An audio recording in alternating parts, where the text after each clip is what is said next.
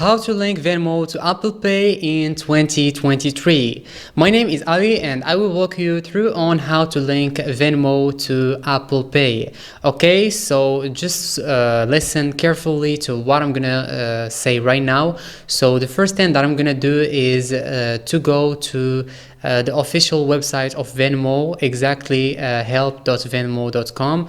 Okay, so we're gonna need this website so I can show you what Venmo is saying about linking Venmo to like Apple Pay. Okay, so as you can see here, they are saying, can I add my Venmo credit card to another virtual wallet? And the answer is you can add your Venmo credit card to virtual wallets like Samsung Pay and Google Pay. But we don't want to link our Venmo to Samsung Pay and Google Pay, so it's not matter to us. But we care about Apple Pay. So they are saying next, Apple Pay does not allow users to add their Venmo credit card.